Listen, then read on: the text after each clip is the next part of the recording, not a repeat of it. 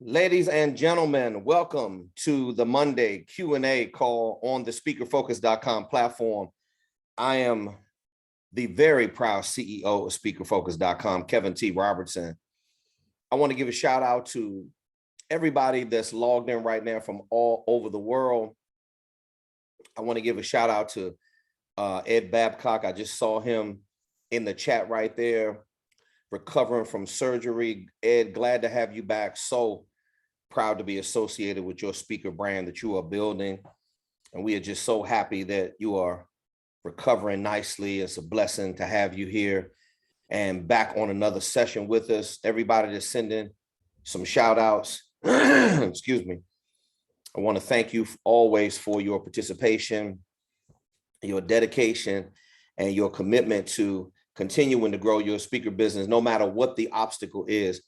Let me share this with you. And hey to everyone that's in the chat right now.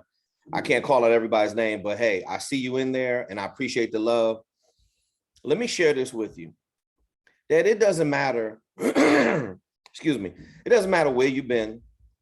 It doesn't matter where you're from. It all matters. The only thing that matters is your final destination.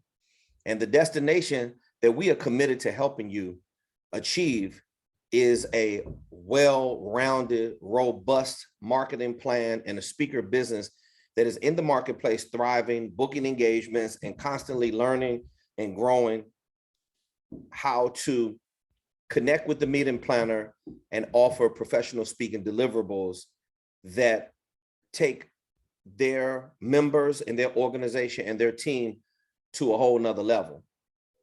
Now, you know what's really amazing is I'm going to start my dialogue, as I do every week, to lay a foundation of the mindset you got to have when you are building a speaker business. Don't think that this part of the call is not one of my favorite parts, because just like many of you, I'm loquacious and I love to speak. This is the reason why I got into this industry, because I was always good at it. I was always good at the power of influence. I was always good at leading other people. I never really followed the path. I follow knowledge, but I never followed the crowd. If everybody was going over there for whatever reason, I was like, well, I got my own thing happening over here. I don't really need to go over there and be with everybody else. When I got my driver's license, I never rode a bunch of people around in my car. I was always out on a date, or I was either by myself. So a lot of times we have these dreams in our head that we see, and we don't want the responsibility that comes along with the dream. And I got to say this to you, as I deal with 25 to 35 speakers a day in one way or the other. And there are just so many of you that are not cut out for this business. And I'm not talking about the people that are in the trenches doing the work. I'm talking to the, excuse me, I'm talking to the new people that are they're sitting on the sidelines. And this is the kind of stuff I hear every single day. And it lets me know that you're not really connected with your plan because you don't have one. People say, oh, I got to pray about it. I just got to see if this is for me. What are you talking about? What are you talking about? Is it for me? I've known that speaking was for me from day one. Even when I didn't understand what the business was called, I knew that I needed to be in front of people speaking in some way. I used to get notes sent home from the teacher that says, Kevin is an exemplary student, but he talks too much. I just had to be talking to somebody. Now, when you don't understand that, you know, when you don't understand about organization, when you don't understand what the purpose is behind why you're supposed to be doing whatever the case is, then the bottom line, you're going to be lost. Hold on for a quick second. Technical issues. I tell you, technical issues. Somebody's telling me they can't get into the Q&A call. Okay. I have my own login issues. Could it be that This is just the era that we're in, and these are the kind of things that happen. I'm going to do it like I do everything else. I'm going to be patient. I'm not going to let them steal my joy. I'm not going to let them steal my joy. I'm not going to let them steal my joy. I'm not going to let them steal my joy. I'm not going to let them steal my joy. I'm not going to let them do it. Now, let me get back to my point. What was I talking about? I was talking about speakers that's right. The responsibility. Thank you, JK. The responsibility that comes along with managing your dream and your speaker business. This is the kind of dumb shit that I hear every single day, excuse me, of why people are sitting on the sidelines. They'd rather be a spectator and look at someone else's progress than to actually have some progress of their own. This is just what it is. Some people are built this way. All they care about is looking at your level of success. They're really not interested in actually getting in there doing the work. I'm not talking about the people on our platform, whether or not you are working actively to build your speaker business or not. I'm talking about the people sitting on the sidelines. This is the world that we live in. This should be a huge advantage for you if you're listening to this message right now. I'm telling you, I see it every single day. It is so easy to be number one in your space if you just put forth more effort than your average person. Your average person is doing less than, bullshitting, doing nothing at all. They have no activity. They're on fantasy. Some of you should be called Mr. Rourke, and some of you should be called Tattoo, because you're living on Fantasy Island. You live in a fantasy. It's like you should have Tinkerbell come down and sprinkle some pixie dust on you, and you should grow some wings, and maybe you could go to Neverland with Peter Pan, and maybe you can live in that world, because that's the world where shit doesn't happen. Or you create this world where it's like make-believe. Well, I don't pay bills in the world of make-believe. I'm dealing with real bills, big boy bills.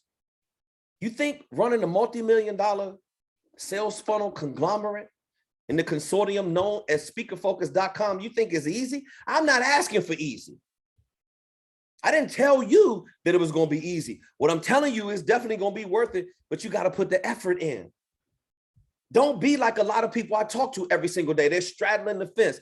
KTR, I really don't know if this is for me. I don't give a damn whether or not you think it's for you or not, because I've made my decision. See, I got more respect for people that make a decision. You know why I love gangster movies? Because they are committed to doing crime. I don't care if it's wrong or not. If you're committed to it, I got respect for you, because I'm a freedom of speech guy. I may not agree with your methods and your tactics or what you do for a living, but if you commit to it, then you're not wrong, because guess what? You're going to connect and make a date with your destiny. Some of these gangsters, they have a date with destiny to be dead at 30 years old. Well, they understand that going in. They understand the repercussions, but they do it anyway. See, I understood the repercussions of being an entrepreneur. I already knew that one day it was a great possibility that my house was going to get foreclosed on.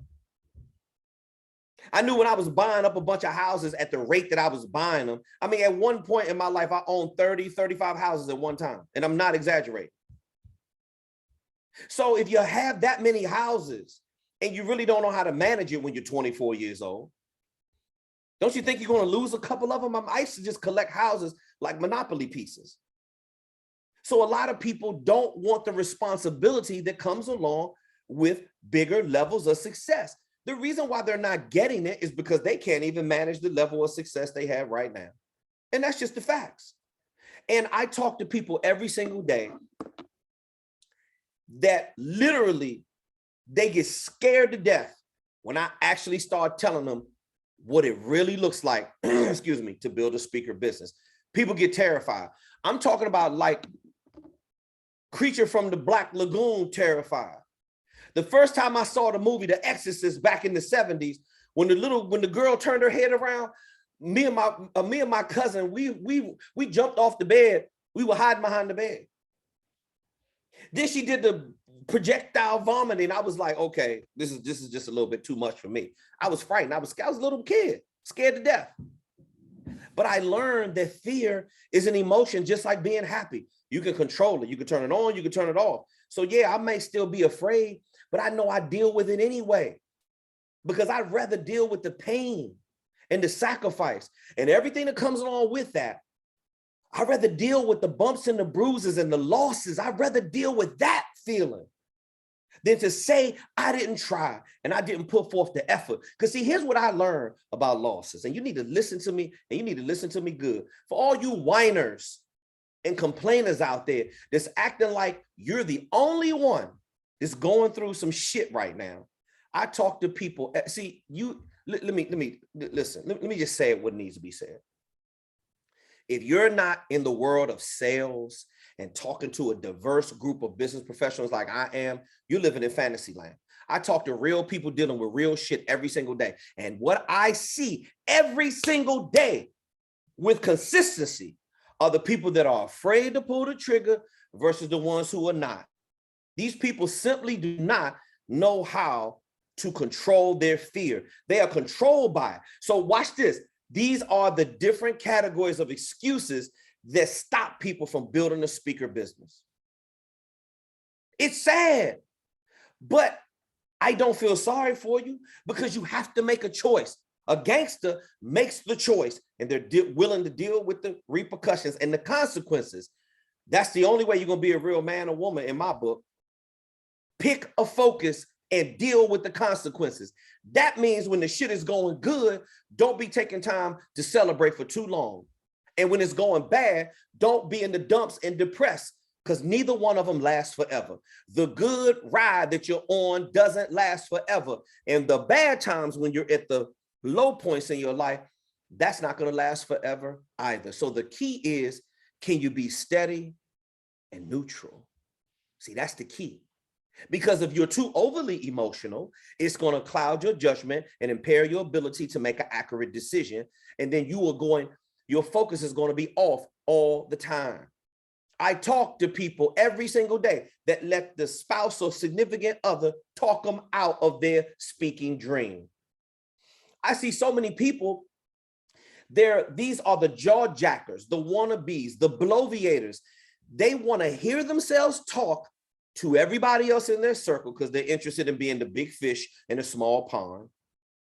You little child, grow up. They're interested in being that. They just want their boys to tell them how great they are and how wonderful of an opportunity that it's going to be when they keep coming back to happy hour sharing the same stories week after week after week. These are the people who are looking for the adulation and attention from their family members, close friends, and people who are on the jock squad. You just want people to jock you. You just want people to fake dick ride you and support you in that particular way. And all of that is ridiculous. Then you have the people who are doing too many things that they can't accommodate their speaking dream. See, I catch people in lies every single day. You have some people are liars. Forget about lying to everybody else. Do you realize that the average person lies between 3 to 5 times over the average of a 10-minute conversation? The average person lies just to make themselves appear to be bigger than what they really are. You don't have to worry about lying to me, because I can see through this type of bullshit. I'm talking 50 miles away. And I deal with it every single day. People coming up with every single excuse not to grow a speaker brand. Then they talk out of it. Oh yeah, no problem. I'm willing to put the time in. Bro, you're not even putting the time into the other stuff that you're doing right now. So how are you going to be able to put time into building a speaker business? See, it's real simple at the end of the day. The speakers that receive the lion's share of the revenue in this industry, the ones who are dipping their net in the river of money that is flowing like personally I've never seen in my entire speaking career since 1986 all the way up until now. The ones that are earning the lion's share of the revenue, and there's plenty of them on this platform who are getting it right now. those are the ones that actually took the time to build a real speaker business. They actually put the time in. I have to talk to you like this and give you a perspective of what I got to deal with every single day. Because you're only one person and you have to deal with yourself. I have to deal with multiple personalities every single day, but all of them look the same to me. Watch this. You're either all in or you're either all out. Deal with the consequences of the man or woman that you want to be. I knew a long time ago when I wanted to be an entrepreneur that it wasn't going to be easy. I wasn't looking for easy. I was looking to learn. That's the problem with a lot of you. You don't want to learn. I wasn't looking for easy. I wasn't looking for profits. I was looking to learn, keep learning, keep growing, fail and fail and fail and fail and fail and fail and keep making mistakes. You think me and Austin invented this platform and conjured it up out of thin air? This is a lot of blood, sweat, and tears, and a lot of pain and sacrificing that it took to put this together so you don't have to make the same mistakes that we did, and definitely I did in my professional speaking journey. You're going to make your fair share, but I don't want you to have to make, I used to just look like a clown. See, a lot of us are afraid to say that. You're embarrassed to say that you look bad. You're embarrassed to say that you took an L. I don't give a damn about that. Losses come with the game. And if you're not prepared to deal with the ebbs and flows, if you can't handle the emotional binge ride that you're going to be on, then you need to get off and do something else. Because building a speaker business is not for the faint at heart. I deal with too many people every day, and all they want to do is the part that feels good. And that's the part that's just running your damn mouth. And anybody can do that. I could go grab a little kid, 5 years old, and they know how to talk shit and grab their and run their mouths. But do you really know how to get in there and construct something that offers value for a person who really, really needs it? And then that's where you're going to get the separation from the people who are faking, the people who have no business in this industry whatsoever, which is about 80% of the YouTubers. I'm the only speaker coach that has the guts enough to talk against that kind of shit, because I used to be a lot of those people that's on YouTube. Talking loud, saying nothing. You're talking loud and saying nothing. You're talking loud and saying, you ain't talking about shit. You wouldn't know value and how to build it the right way if it jumped up and bit you on your ass. And that's the facts. So some of us have a responsibility, and I don't run from mine. I don't give a damn how hard it is. You got to hang in there until you feel like you can't take it no more. When you can't take it no more, guess what? Sit your ass down, take a nap somewhere. That's what I do when it gets real hard. Oh, okay. Well, it's nap time. Let me find my massage chair. I wake up with a new level of clarity. Get some rest, and then have enough energy to attack your goals instead of your speaker goals attacking you. Y'all not ready to hear the truth tonight. But this is why you show up on the Monday Q&A, so you can get a perspective that no one else has the balls or guts enough to be able to tell you. You're going to do business, then do business. Anybody has a hand you want to raise, please, by all means, because I can keep going all night long like this with the type of ridiculousness, excuse me, that I see every single day. But I tell you this, I'd rather deal with the facts and be a person of integrity that have to deal with living in a lie all the time. Or, excuse me, waiting until I get in my 50s, 60s, and 70s, because I deal with a lot of people that call me like that too. Man, I should have been out there, KTR, 20 years ago, but you let your job get in the way. You're not taking risks. How do you expect to advance? I'm not letting anybody, anything, any place, anything. That's why I was always trying to overthrow the government and against the job. I saw my mother stressed out every single day. Lisa Almond Ball, when I see your hand up, I'll be right with you. I saw my mom stressed out every single day, and her supervisors and her staff members and co-workers, and I saw her stressed out all the time. I said, why would I want to do that? Why would I want to go take the civil service test and go get a job working for the government? And I always saw how they played around with my dad's job, even though my dad was real nice with his words. And he could always keep himself in a position where he was always a nice, constant, steady provider. But my mother let the stress literally choked her to death.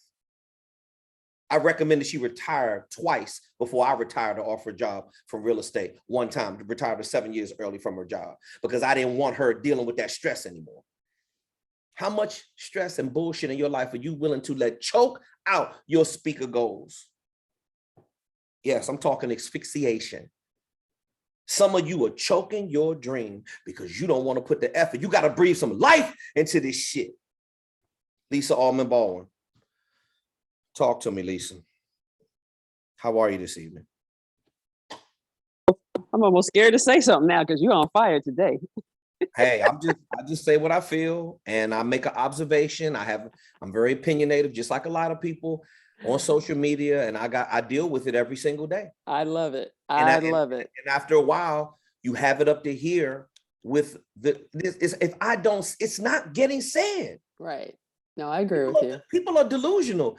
I talk to people every day to say they want to live their speaker dream, yet they're doing nothing about it. Right. Well, that's why we signed up with you and Austin, because you guys give us the real, unadulterated and no BS. So and we want to be held to the fire. So yeah, aren't we all? If you're doing something special with your life, somebody's holding you accountable. Right. We all got somebody to answer to. I don't care about, I'm CEO, I'm self-employed, I can do whatever I want to do, please.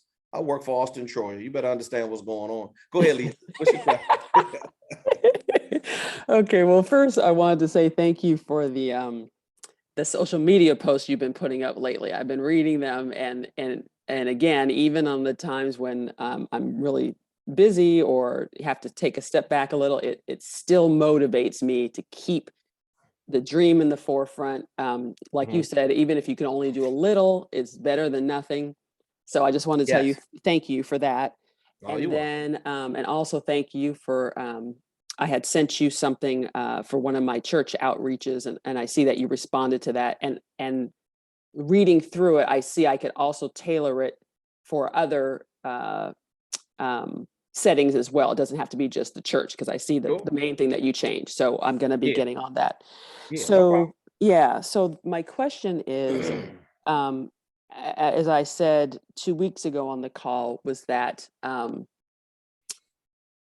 was having to take a step back a little bit because my regular income producing deal has exacerbated some, in a good way. And so I had to put a lot more time into that. The benefit of that is there's more resources for me now to do things. So, but since the outreach, whether it's the LinkedIn or my email campaigns and everything, is so time consuming. And like you and Austin always say, it's a big funnel, it's numbers, trying to get as many as you in and then whittle them down.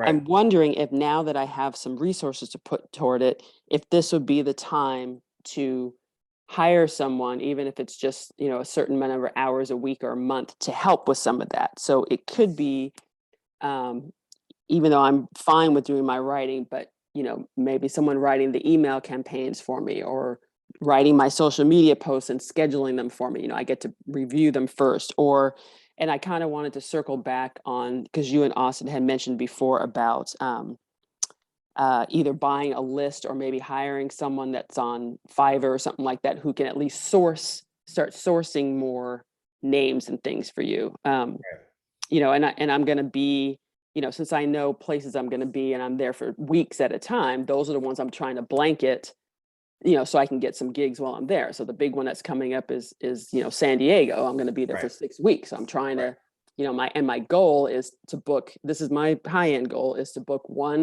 at least one engagement a week for the 6 weeks I'm there.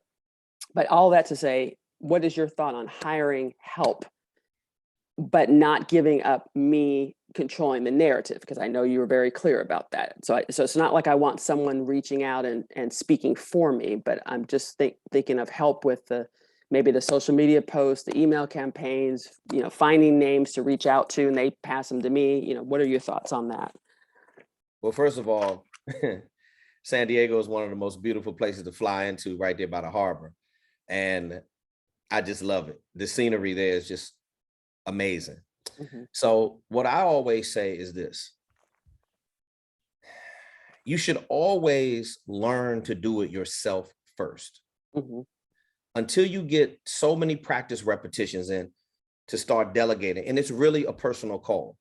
But I see a lot of our students, they start talking about hiring an EA or a person who wants to do the booking for them, when they really, again, it all boils back down to, have you built out the infrastructure to your business? Now, Lisa, I would say that with you because you're out in the marketplace and you're doing outreach. You've already done the construction work to your speaker business. You've already built your messaging. You've already been back and forth submitting countless support tickets, trying to adjust the messaging and find out what that is. You have great signature programs. You have great sales tools. You have a website that's up. You have the business entity set up.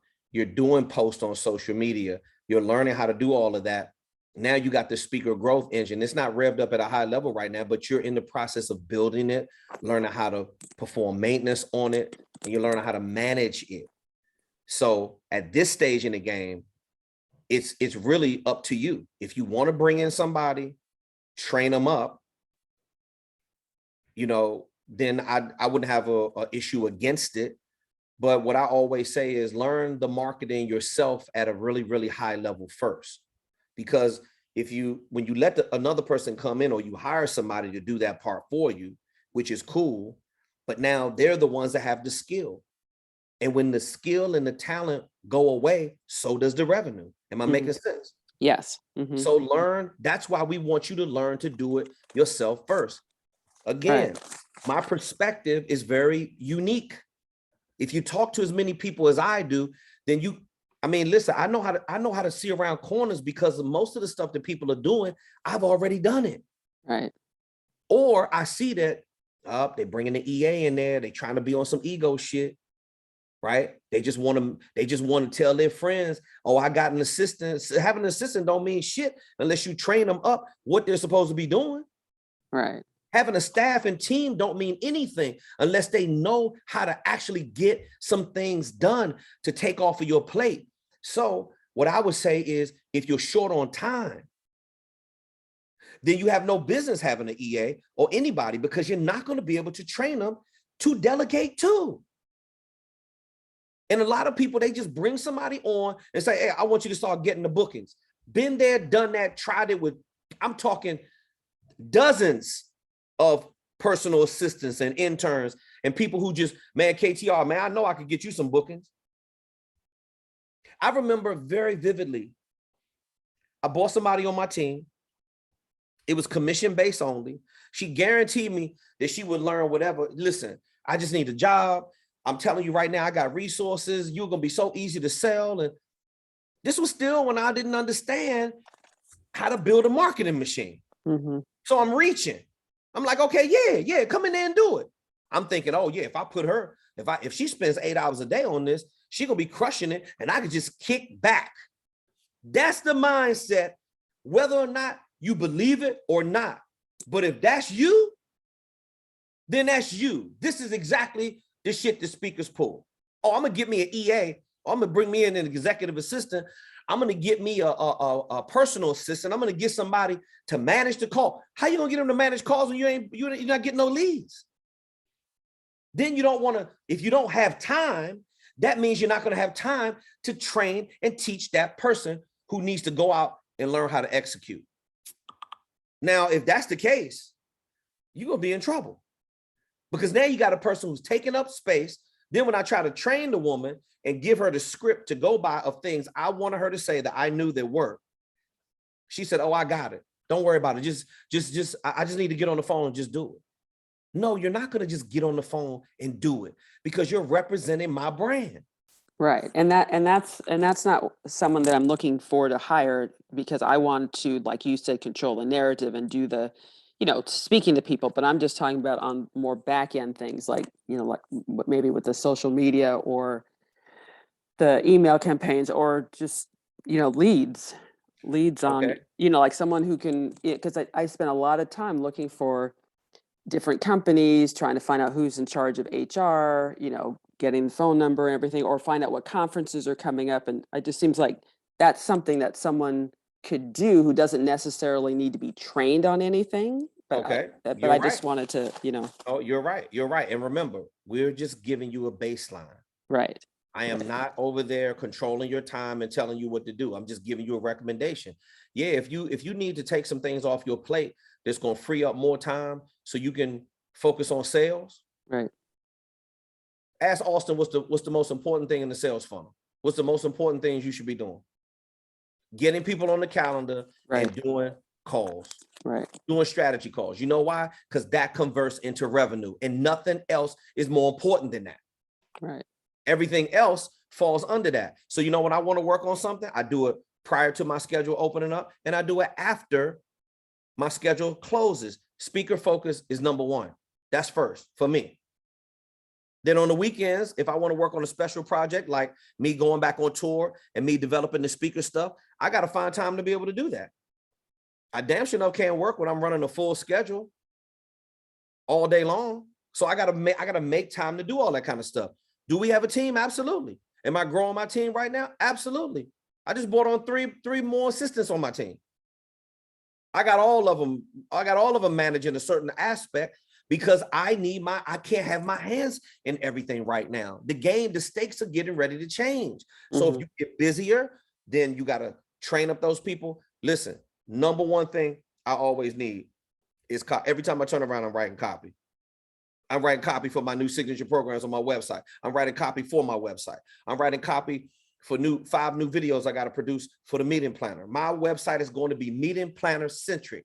I am creating videos right now that hits every single pain point that the meeting planner has because I've done research on it. And again, I'm listening every single day. It's the same thing. It's just that the pandemic has blown it all out of proportion. I'm like, oh shit, this is the same stuff my client's been dealing with for the past 36 years. It never changes. What has changed is the fact that you're in a pandemic right now, and then everything is magnified. Everything is magnified. So I realized that I have to take the workplace climate that we're in. I have to take some of those things out and then integrate that marketing language into my signature programs. So therefore, copy changes all the time. You're going to have all kinds of different iterations of your copy. Austin has had me try every single thing you can imagine. Short form post, 1 paragraph post, 1 sentence post, long form copy, videos, all kinds of stuff. Whatever it takes to keep the calendar full. How do you know it's not working? Because you put it out there and you don't get anybody scheduled on the call. But it takes time. It's a grind. Right. And it wears you down. So listen, if you feel like you need some help, then I say get the help. Whether or not you have an intern program, because that's going to save you some money. If you want a free resource, you can go to internships.com, click on employer, set up a company profile. And then you literally can put the zip code in there for anybody that's in your geographical area. You can have all of them working remotely right now if you want. So if you want to put a research team on to have them scour the internet for you in your particular niche, that's cool. You can do that. A faster way to get them is to buy a list. Okay. Where would I start? Where would I start that? Where's Jonathan King? Put the resource is Jonathan on? I can't see his name. Yeah, he was there. Okay. So if you're on, put the name of the company that you purchased the list from. And I think, as a matter of fact, I just did a connection call with Rafa Escobar and Jonathan King. Rafa was looking for some other resources for his directmail.com. See it right there? Okay. That's just one resource. What I would do is what I instructed Jonathan to do and I instructed Rafa to do. If you're going to use a mailing list, it's cool. Just interview 3 companies and the one you feel more comfortable about, just like you did with speakerfocus.com. Those are the ones that you give your money to. Jonathan bought a list of like 1,000, 2,000 names or something for like $155. It was very inexpensive. But now you don't have to worry about doing all the running around to try to find the list. Now you got a list. Now you got to manage the list. Mm-hmm. You still got to call the list. You still got to email the list. It all comes back to copy. Right. Every time you turn around, you're going to have to do something to manage the list. The list is an asset. Right. So spend a little bit of money on that. That's not a lot. Mm-hmm. I'm not asking you to spend thousands of dollars on a mailing list. You can just buy, if you want to, listen, call the company and say, look, this is what I'm looking for. I am looking for association or corporate meeting planners in a geographical area. Jonathan pulled a list just from Southern California. Mm-hmm. That's all he bought. He said, I don't want nothing else. I just want the ones from Southern California. He said he spent $130 for 1,000 names. 1,000 names? Just give me 3 bookings. And he's paid for, he got his money back off his list. Listen, acquire the information by any means necessary. That's why we give you 7 different marketing vehicles. Mm-hmm. I said this to a lot of you before. I believe that what's happening is a lot of you are suffering from analysis of paralysis. You cannot do what you see other people do at a higher level when it comes to digital marketing, not right out the break. That's why we teach you the free organic outreach through LinkedIn and the free organic outreach through managing your list through email. Right. So if your email campaign is put together and it's not running right, send a support ticket to Auston.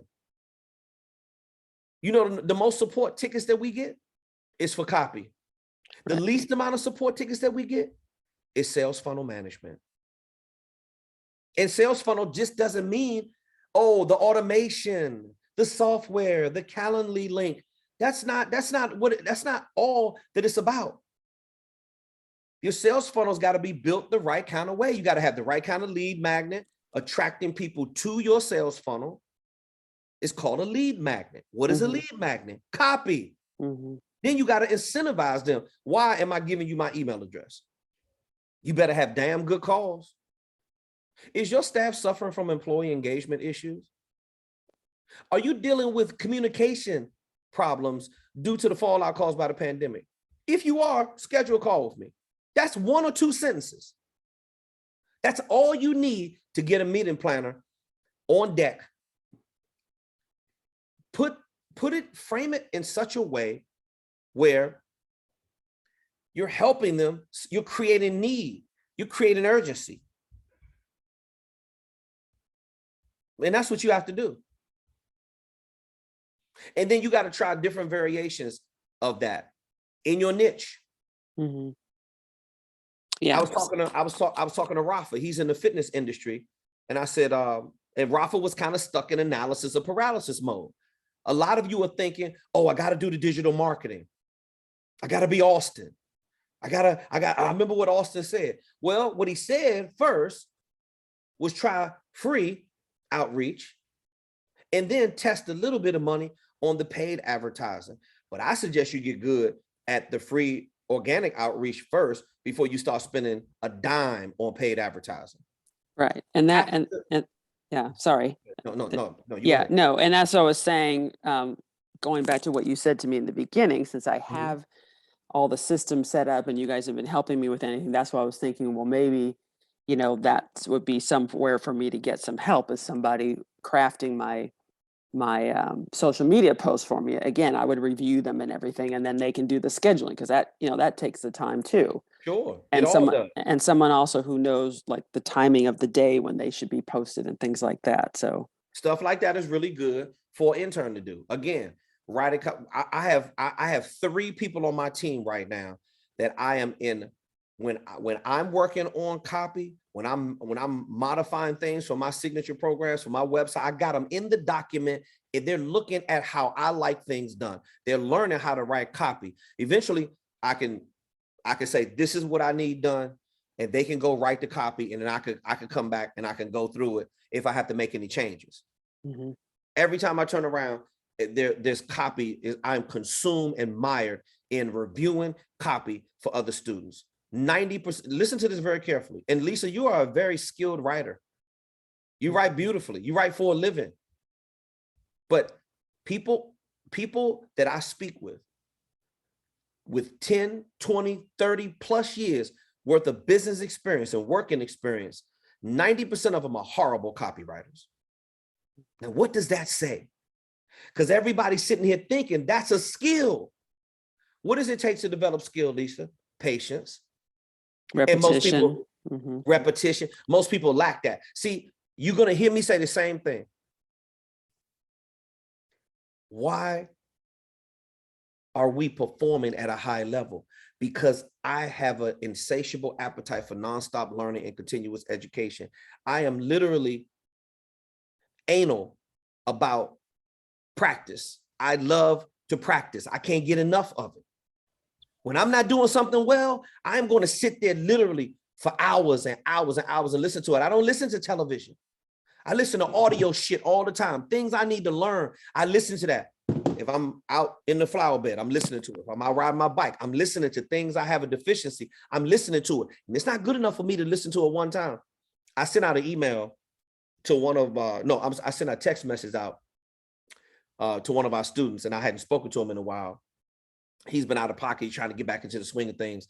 He said, KTR, what you up to? I said, I'm listening to the 48 Laws of Power. He said, what's that? I said, that's one of my favorite books by Robert Greene with an E on the end. He said, 48 Laws of Power. He said, how many times have you read the book? I said, I don't know. I read the book maybe 20 times. How many times have you listened to the audio? Maybe 30 times. The audio is like 9 hours and 51 minutes long. Because I want to know. I don't want to know a little bit. I want to know it all.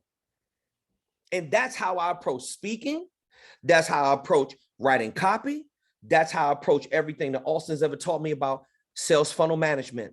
That's the reason why we're number one, because I want to practice more than anything else. Yeah, am I flamboyant? Yeah, some of you may think I'm an asshole and I'm arrogant. I'll take that one too. No problem. But I'm effective. Mm-hmm. You can say whatever you want to say about me. I get shit done, and I'm not doing it for the glory of anybody else. I got my own work I got to do.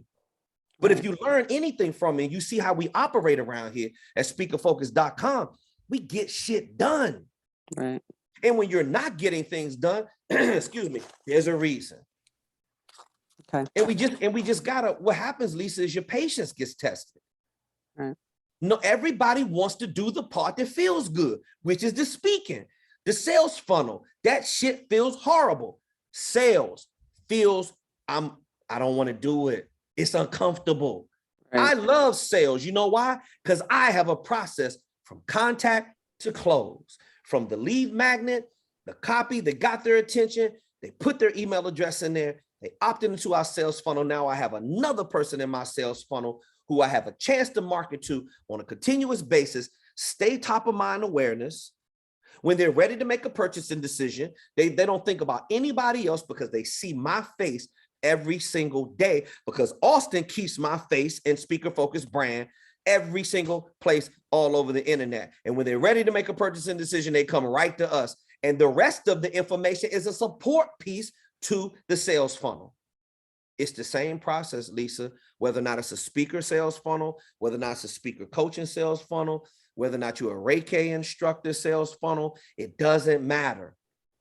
We didn't create the sales funnel, but we sure as hell learn how to manipulate it to get it to convert into revenue. And these are the things that we're teaching you on our platform. Denzel, I see your hand up, by the way. Brother, nice to have you back on the platform. I'll be right with you, okay?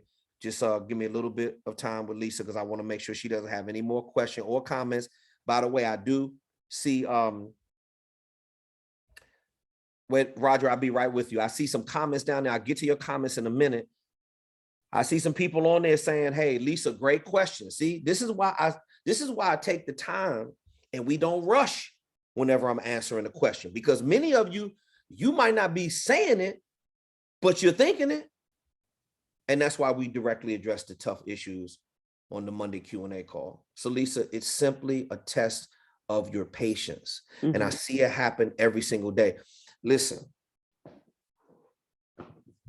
my colleague, my business associate, and my sister. This is, when I say test of patience, this is never easy when you are looking for the results. And you've done the work on this side right here, but then we're not getting the results when it comes to the conversion mm-hmm. into sales, into closing someone. So remember, the process is always the same. What changes are the numbers. What changes is your effort. When I know my sales are low, I gotta put in more effort. When sales are high, I always get comfortable. You know, when sales are really, really high, I don't have time to do a lot of doubling back.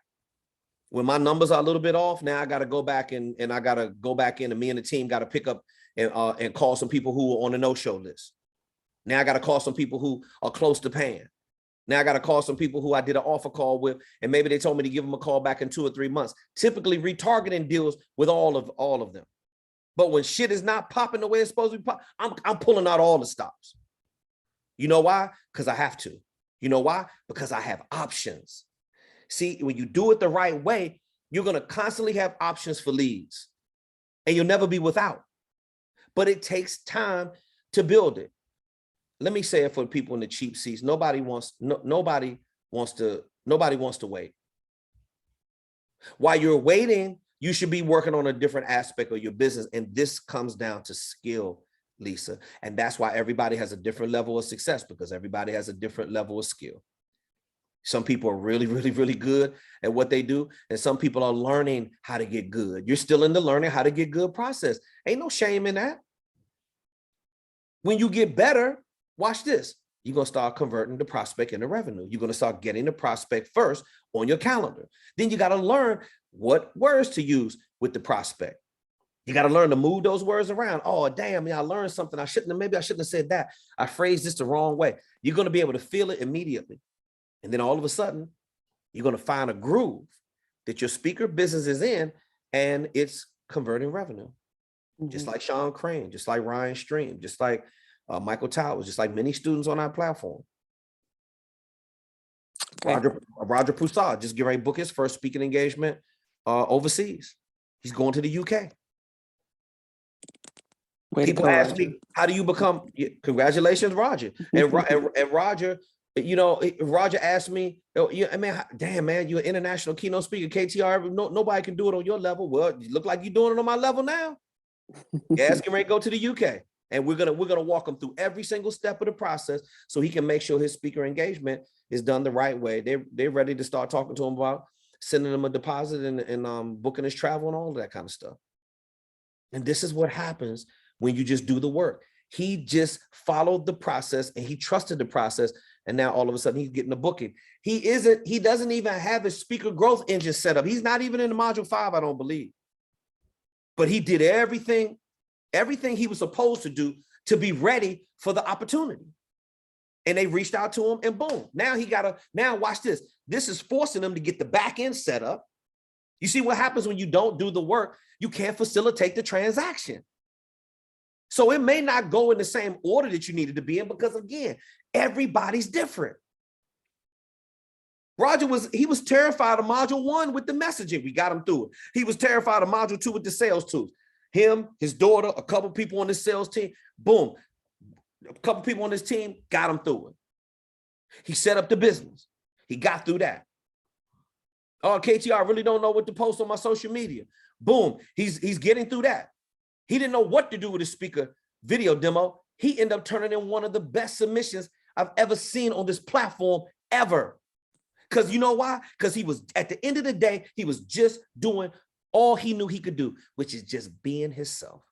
And Lisa, that's all I want you to do. Right. Oh, Lisa, I just recommended you for the Dallas Voyage has an online publication. They asked me for 3 people that I recommended so they can do an article on. So you have another link that pops up online, and I recommended you. So they're going to be reaching out to you real soon. Oh, thank you. I appreciate that. You're okay. Very welcome. That's just a little reward for doing the hard work. That's all. Okay. But it's the patience comes with time. Gotcha. You can't let that disrupt you. Did you have any other questions or comments? No, it was just making sure I got help getting help if I'm going to look for it in the right place. So yeah, thank you very much. Listen, just remember okay, all right. As I'm going to Denzel, just remember, Lisa and everybody else, just do what you feel. You're going to know when you need help in your organization. And I've been tussling with this, and it's very easy to get caught in the trap. Remember, delegation is having the right man or woman in the right place at the right time with the right skill set, doing the right thing to get you the right result. I realized that I started to become mired in mundane or day-to-day tasks, I have to delegate that to other things. I have other things. I got business development. I still have to be the CEO of speakerfocus.com. I'm touring as a $50,000 an hour keynote speaker. I got bigger stages. I got bigger fish to fry. And you can't fry that if you're worried about doing all the damn cooking all the time. So now, Denzel, talk to me, brother. It's been a while. Denzel, can you hear me? Hey, coach. Greetings, blessings. What's going on? Denzel, what's going on, sir? Talk to me. How you feeling, coach? You hear me? Yes, I do hear Yeah, you. blessings to you, man. Likewise, likewise. What's your question or comment, Denzel? Before I get to that, man, I just want to say I'm sorry. You know why I'm saying I'm sorry. I fell off a little bit and now I'm back on track. I just got distracted and now I'm back. I'm back on track. Got Well, you. all is forgiven. Nobody's upset with you. It happens. It happens to the best of us. And I'm glad this is the reason why we created the platform, so you can pick up right where you left off. So where are you now in your journey to building your sales tools? I believe that's, from what I can recollect, that's the last support ticket that we saw from you with you building your sales tools. You asked us something about the speaker info kit, and you did turn that in just one page, I believe. I don't recall seeing the entire thing. Okay, so I'm gonna send that back. I'm gonna send the entire thing. Did you ever send the entire thing? Yeah, I believe I did. No. It's not you believe. You either know or you didn't. I don't. Denzel, don't play with me, bro. I'm America's leading focus expert. I did not see the entire speaker info kit. I saw a speaker one sheet. Okay. I will send that to you today. Support at speakerfocus.com. What's next on the agenda? What about your website, and what about your speaker video demo? I already sent you the speaker, the video demo. That I know for sure. Yeah, I saw. That, you know what? I did see the speaker video demo. You're right. You did send that. Now, what I didn't see is the website. Yes, the website is what I'm working on now. But that regarding my question is, I'm kind of having a messaging problem. Do you ever face like a problem where you're focusing on something but everything just flows, but when you need to focus on it, is like you can't find the words? Okay, let's be specific. What kind of messaging are you talking about? Your signature program messaging? Yeah, so let's say I'm doing one of my signature programs and I was doing something else random at that time, and I was just gradually thinking about it, and the messaging started to just flow out of me, and I started recording myself because I realized that tends to happen a lot. But when I need to focus on it, like if I really want it, like if I'm in a suit and I want to record myself, it doesn't flow as natural as when I'm not focusing on it. Okay. So do you ever go into reach that problem, and how do I control that? Okay, absolutely. As a speaker, you're going to go through that. Not so much now because I'm at an expert level. I see it and then I say it. I see it and then say it. Well, remember in module 1, and I would recommend that you go back in module 1. The back end of module 1 talks about the mechanics of communication. Remember, I talk about the art and science behind delivering the message. The problem, Denzel, is that you're not practicing enough. You get in front of the camera, you still want to wing it and freestyle it, and you lose structure and discipline in your messaging. You should be making a point, opening up the point, making an example of the point, bringing closure to the point, and transitioning and pivoting to the next point. That is a messaging formula that keeps your messaging on a loop. And you should be repeating the same cycle over and over again. If the greatest orators in the history of our business have used the messaging formula, Denzel, and you have it in module 1, then why aren't you using it? Got you. No, I'm asking you a question. Not got me. How come you're not using it? I am, but it doesn't feel like you're not natural. You're not. Denzel, listen to me. Listen to me. You're not using it, because if you were, see, this is what I just said to Lisa. The problem is you want to talk. You don't want to speak. You got to stop talking so much and learn how to speak and go back in and you should memorize the art and science behind delivering the message. See, if you could say it like I could say it, which again, how many times do I have to tell you guys, why do you think I listen to an audio book 25 plus times, 9+ hours? Do you think it's something in there that I like, that I need, that I want to get really, really good at? You want to know why I'm as good as I am? Because I love practice, bro. I get the repetitions in every single day, one way or the other. The best person in Major League has the highest batting average. He's the best hitter for a reason. Because he gets in the most reps. He swings the most. He's going to miss a lot, but he has the most amount of home runs, but you cannot hit it out the park unless you take a swing. Denzel, if you were in, and see, this is, Denzel, I'm not picking on you, bro. And I know you got it's cool, coach. Give it to me. No, it's okay. I gotta say this. I gotta say this because there's somebody else listening that they're going through the same shit right now. That's why I'm asking. You have the information in front of you. It's right there in module 1. But see, if you knew the art and science formula, what I recommend all of you do, if you want to keep your messaging, remember, I call it the 3 Ps. If you want, before you can achieve the 3 Ps, which are messaging is polished, poised, and professional. Before you can reach that, you got to memorize the art and the science behind delivering the message. Go back into your curriculum and you'll see it. Module 1, the art and science behind delivering the message. Denzel, you don't know how to do that unless you memorize it until you can say it just like this. The first thing I need to do is make a point. The reason why I want to make the point is so I want to start talking about football and not end up talking about basketball. I want to make a point and stick to the point. Most speakers, when they don't understand what the art and science behind delivering the message is, they're all over the place. They go in 5 different directions at one time. That's you right now, Denzel. Correct. You're jumping all over the place. You need structure. I'm telling you how to get it. You need to memorize this messaging formula. Number 1, make a point. Number 2, open up the point. Why do you want to open up the point? You want to open up the point for audience participation and interaction. You want to let them know, this is the reason why I came here. I am a resource. Audience participation. Hey, has anybody had to deal with extra anxiety caused by the pandemic? Everybody's going to have 2 hands up in the air.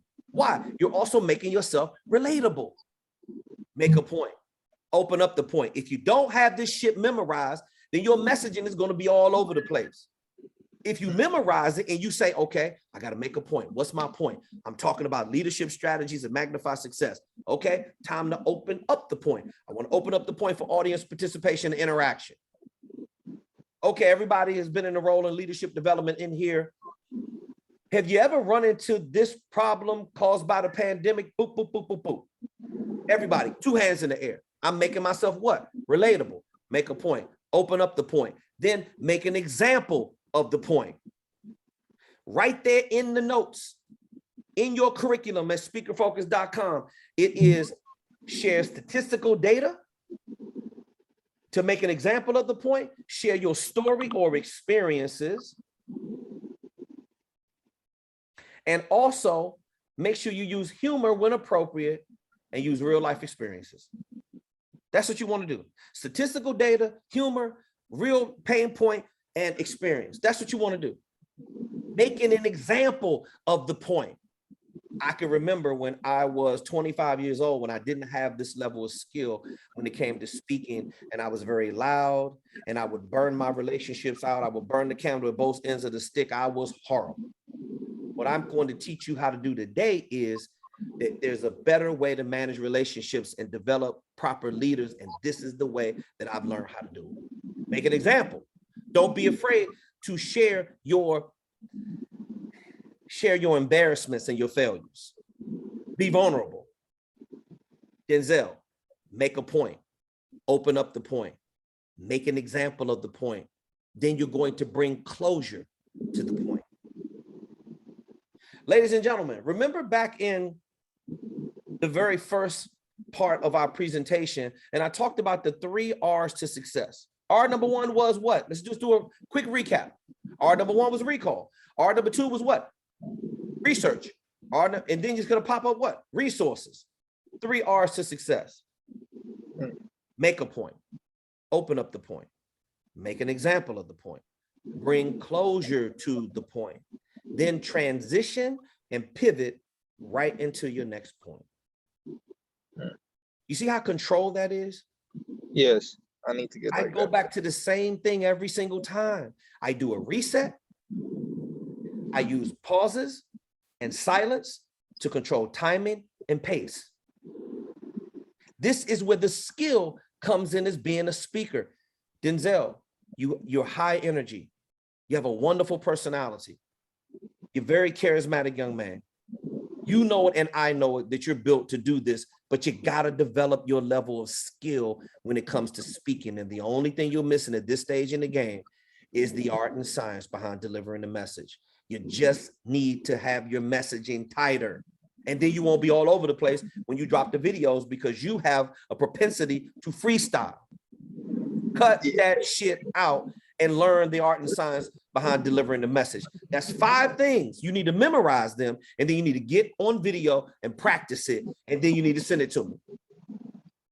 And then let me say, Denzel, your messaging, that was awesome, bro. Keep doing more of that. Until you get that from me, you still need to practice. Anything else? Just one last thing, and that was a question for Austin. Yes, sir. Austin's on. Oh, so I posted. Wait a minute, hold on. Wait. I just got Yo, Troy, you there? Yep, I'm here. Boom. There it is. Hey, Austin. So when I was going through for the website, you said to use Calendly. Would it be wise to use Google, because I already use Google for everything for my whole calendar? So yes, I sent you an email on that. So you want to use Google Calendar. We use Google Calendar, but you connect it to your Calendly. So Calendly will read what's on your Google Calendar and see when you have availability. And then when someone books with Calendly, it'll create the event on Google Calendar. So go in your email and search for that reply from me, and I go in detail on that. Okay, great. All right, that's about it. Thank you so much, Coach. You guys are amazing. Something awesome. Can't wait. I'm gonna send you that stuff right now in the sport ticket. No problem. Denzel, keep practicing, brother. I know you can do it. Thanks, Coach. Appreciate you. Yes, sir. Glad to have you back, man. Likewise.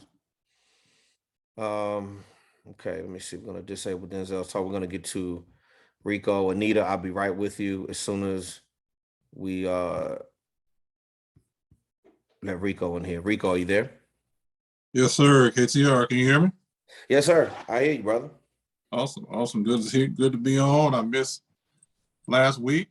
I was excited, but I forgot it was the Memorial Day, so I said, okay, I guess I'll catch them this week. By the way, I went in, tweaked up on a few things. One of the biggest things as I went on the module 5 was on where it talks about the cold audience. You said cold audience? Yeah, like when you're doing it, I think, what is it? Cold audience campaigns, I believe. Yeah. Yeah. I'm gonna get Austin back in here to be able to address that. Yeah. I was just, I've done, it's 22 on here, items to do. I think I'm on number 15, 16, about 5 primary, 5 different variations of direct, long and short copy. So basically what you're saying is, because I got my ads manager up too. So basically what you're saying is, in the primary text, I need to have 5 separate kind of copy that I would actually put into these ads, or put how is that? How would that work? Because I'm just trying to Hey, follow. Troy, I think he's talking about the email drip sequence that you instruct him to do in module 5. No, he's talking about Facebook ads, primary text. So Oh, got it. Okay. inside an ad, you can add 5 different versions of primary text. You want to add 5 in there. So when you add one, you'll be able to click below to add another. Oh, okay. Where it says add options, right under Yeah, primary. correct. Okay. I got that. And yeah, while you were there, Troy, I went to KTR, either you or Austin, y'all responded to me, but I went to, when you go on my website, and it's the video, right? Normally it's the lead capture box stays up, but for some reason when it goes on mine, the lead capture doesn't, it stays up for a few seconds, but then it goes right to the video, which is like in YouTube. So my question is, would it probably be best if I take that same video and maybe put it in another format? Or do I, because I think that's what's throwing it off. Normally when the video is done, it should take them right back or take them to where they can book the appointment. Is that correct? Yeah, so I already replied to that email in detail. So I would go back and look at my response. But what you want to do is you don't have the video hosted on your site. That's the issue. So you need to create a new page, host the video, or embed the YouTube video on that page and redirect to that page. So just go back to the email I sent you, and I go in detail on how to do that. Okay. All right. I'll check out that email. And then, oh yeah. So on the active campaigns, there's one that's the $15 one and the one that's the $70. I think the thing is, one of them doesn't allow you to, it used to be where you can do the forms on the first one, but I think they upgraded it. Is that right, Austin? Am I missing it? Because I think when I went on active campaign, that feature is not available unless it's, I think, at the next level or the pro version from what you recommended or spoke about in the module. I'm not saying it's a problem. One sec, I can look on their pricing page. Yeah. No, the forms are available on the light version. Okay. That's $9 a month. Okay. All right. Let's see. I think I'm good on that. KTR, I did. I'm navigating through what is this, pipe drive? Actually inserted quite a few of the leads into pipe drive, into that sequence. I'm waiting on I am waiting on a reply from someone, or two actually, where I just pretty much sent them the speaker info kit along with the speaker menu. So okay, all right. And then reply. Wait a minute. You had a pipe drive question? Oh no, I was just saying on pipe drive, I finally was able to navigate through it. I'm saying I played around with it, of course, and added the information of the people that I've spoken with. And even like with LinkedIn, I went a step further and followed the steps that Austin was talking about via LinkedIn to put it into pipe drive. Okay. So I'm just giving you updates on what I've done so far. Okay. Last time we talked. Let's see. I think I text you about it, but like I said, the last thing was, I think this, and you checked me on it when we talked last. But I think the thing I'm getting at is sometimes you try to do an out of sight, out of mind, even though you do something bivocational. But I think what I find is, and everybody may not be at that spot, but KTR, sometimes the thing that that might be a cushion that really distracts you from the pain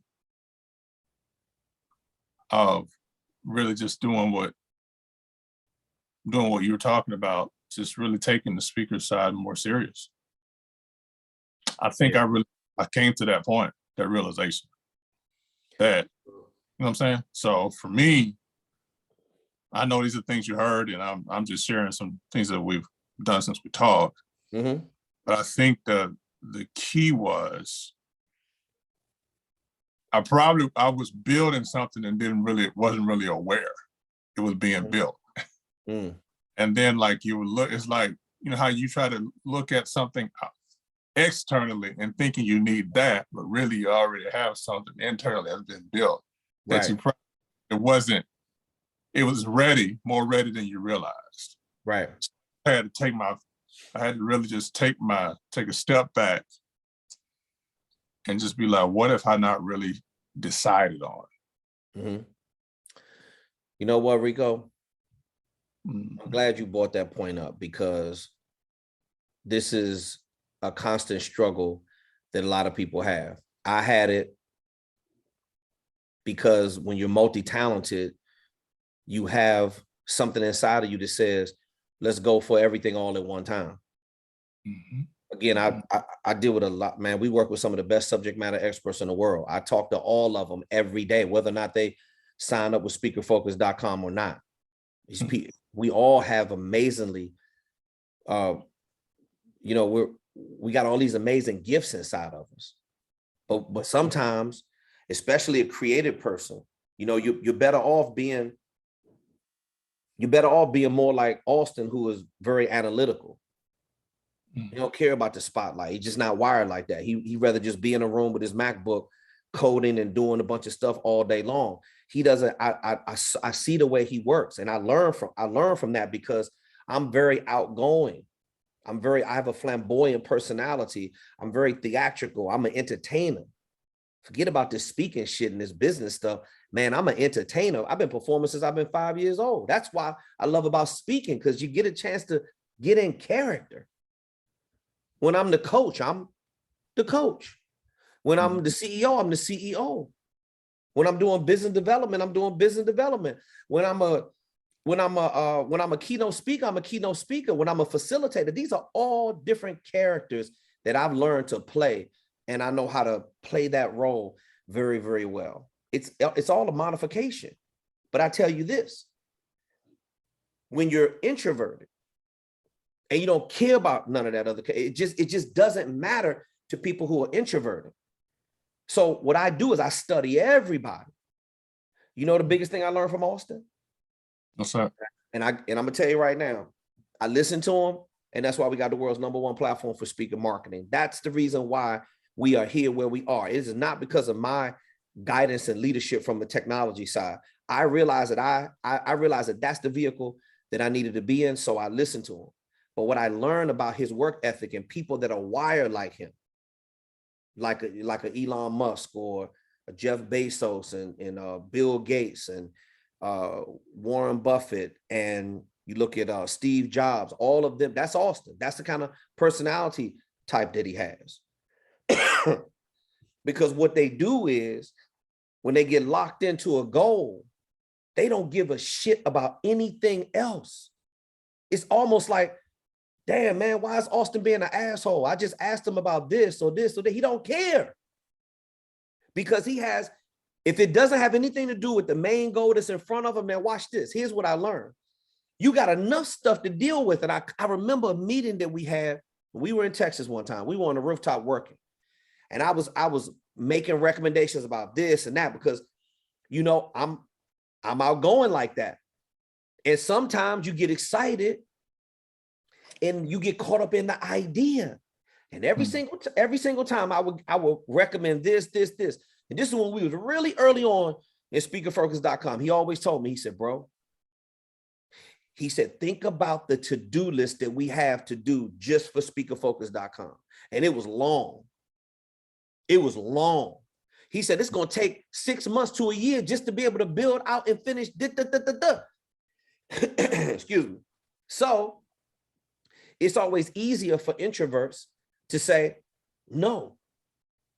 Warren Buffett says a successful person must possess the ability to say no to the majority of everything. Rico, listen to me carefully. If it doesn't have anything to do with me being CEO of speakerfocus.com and creating the best learning experience for my students, I don't give a damn about it. I act like it don't even exist. Me and Austin, we get like 50 to 100 offers every single month, pulling and tugging at us, trying to get us to do something that is out of our focus. They know they just want to dip their straw in our milkshake. They know we know how to generate leads, and everybody needs leads. Anybody has a business, that's what all of them are chasing. All these coaches, man, inbox me because they want to know how to have a successful sales funnel. Well, I can't help it because your copywriting skills are horrible. I can't help it because your lead magnet sucks. And I can't help it that your curriculum is horrible. That's your problem. But what I learned is that if it doesn't have nothing to do with speaking, I got 2 brands right now that I press the gas on, and I don't care about nothing else. And within inside of both of those, I got more work that I can handle for me and my team. And Austin is the same exact way. I'm America's leading focus expert, but you want to know somebody who's really, really focused? Austin is the most focused person that I've ever met in my life. And that's not because we're business partners. It's not because we brothers and we tight and we got each other's back. It's because of the way he operates when it comes to a workflow. If I had it my way, I would love to talk to Austin all day long. Come on, bro, let's sit on the work session. Austin don't give a damn about talking to you or me. And I'm his partner. That's how much focus that he has. He put us in Slack so we could stay more organized. I didn't like it in the beginning, but I love it now. I had to learn to love it, Rico, because it keeps me focused. And if you're not in our Slack channel, which guess what? You got to have an invitation. If you're not on the project, you're not in the Slack channel. So me and Austin only communicate with our team, or we got a thread going back and forth, and we communicate through Slack. I'd say 95% of the time. We don't text. We don't really talk on the phone. Sorry, Rico. That's what Jeff Bezos does with his team as well. Right. That's what Alex Becker does to everybody on his team. They don't need to talk a lot, because if you're talking a lot and you're meeting all the time, you ain't getting shit done. Right. Now, I had to learn, whether or not I liked it or not, I realized he was effective. Now, why do I share these things with you when they pop up? Because it's easy when you say, I'm a musician, I'm a speaker, I'm a consultant, I got a 9-to-5 job, I do this, I do this, I do this. That's like 7 things. Why don't we just focus on one? When you focus on one, it automatically raises the visibility of everything else. I toured less when I met Austin because he wanted to make this platform customer centric. I gave him my word. I said, I'm gonna cut out all of this. I'm gonna cut out touring. I'm gonna cut out doing these, some of these consulting deals and I chopped it all off. And I'm so glad I did it, because now I say no basically like he says no. The only time I say yes, it's complimentary and it's right there in the same alignment with speakerfocus.com or with what I'm doing with my speaker goals. And I got my whole team working right now. My web designer's working. They're managing the website. They're getting content. Me and my team are working on brand new signature programs, making it more reflective of the time and era that we're in right now. We're working on something every single day. And you'll see it soon. It's getting ready to drop. My guy's working on my brand new speaker video demo out in LA. And I'm getting ready to go back on the road strong. I've been doing a couple little test days here and there, doing a couple things online, but I'm getting ready to ramp this thing up on a whole nother level. And I have a to-do list that I have to turn into Austin, which requires me to be focused. And that's the reason why I say no to basically everybody and everything else, because it don't have nothing to do with making our platform better. Now, me going back on tour is making our platform better. You know why? Because now I'm back into the marketplace. I'm speaking again. I'm learning about new experiences. I got new different venues, and I'm keeping up with what's going on. I keep my ear to the ground. I do the activity that's necessary for us to stay where we are right now. And that's the reason why nobody else can keep up, because nobody else ain't willing to work that hard at it. But he is. And I saw that. Now you put the same kind of work effort and you listen to what I'm saying. Sometimes when you drop, Rico, I can remember when I was working strictly for the public seminar companies. I was getting a lot of breakout work from the public seminar companies. People would come up and ask me all the time if they saw me perform at a public seminar. They would come up and say, hey, you know, we want you to come back to our company. So I didn't want to do the public seminar work anymore because I wasn't getting paid the right way, and I had outgrew them. My level of skill was to the point where I needed to break out, but I didn't want to cut them loose because I was making so much money with them that I was holding on too tight. I said, damn, if I just tell them to go jump off the cliff, if I give them a big F you, my money's going to go away, because I hadn't yet ramped up my marketing machine. I'm like, damn, like I'm getting all my leads from this one company. Mm-hmm. Sure enough, y'all listen to what I'm saying. When you work a job, you got to get them before they get you. Because eventually, if you don't control the lead flow, if you don't control how that money is getting in the bank, then somebody gonna snatch your rug out from under you. See, I rely on Austin and he relies on me. That's the reason why it works. He does his part and I do my part. He's not telling me how to do my part. Actually, well, when I don't get it right, because he understands what converts. And the only thing that matters is, does it convert? So how do you know that I turned in the right copy? Because it converts. How do I know that I put together a proper VSL? Because Austin said it converts. Austin says the reason why because he's the CTO, and I'm filtering my creative talent through his technological skill is really what it is. It's a skill. Converting a sales funnel and a prospect into revenue is a skill. And if you hadn't learned how to do that yet, it's because, watch this, Rico, and I'm gonna end it like this. By the way, if anybody else has another question, please use the raise hand feature. We are going to start winding down the call after I finish with Anita. So I'm telling you right now, get in line, raise your hand if you have another question, because after I finish with these 3 questions right here, probably going to start winding down with the Q&A. Now, Rico, this is what happens when you have too much going on. So I had to cut the public seminar company off and stop accepting work from them so I could really be the man that I wanted to be. Now, it hurt in the beginning when I did that, because anytime you go from X amount of dollars to lower than that, you're going to feel it. But all it did was just make me work harder. See, if you're not making enough income, that means your problems ain't big enough. True. That means that if you focus on one thing and you just give it your all, see, a lot of people give up before they start seeing the results. You got to keep going and going and going and going and going. I'm not telling you not to pay your bills. What I'm telling you is use all your discretionary time and extra time. See, I sacrifice television. Television ain't got nothing for me, bro, unless it's something educational, unless it's something that's going to teach me. I don't care. I don't care about TV. I don't care about reality shows. I don't care about looking at reruns that I've seen 100 times before. I'm in a different stage of my life. I got a responsibility to my vision. I don't have a lot of time to read like I used to. So I make up for that by listening to audio books. And when I read a book, I'm not interested in going to cover. I'm interested in going to the chapter that I have the greatest amount of deficiency and limitation. This is how I do research. Then I go to that area. I say, okay, I'm horrible at this. Then I go through there and I may pull out one chapter. I'll buy a book just for one chapter, maybe 2 chapters. And Rico, I'm telling you, listen to me carefully. I will go in there and I will read it and read it and read it until I'm unconscious every single day. And then I go out and I take that, what I just learned, and then I apply it. And this is the good thing about being a speaker, because you can control the amount of practice repetitions you get in on your phone without any judgment from anybody. But a lot of you won't do it.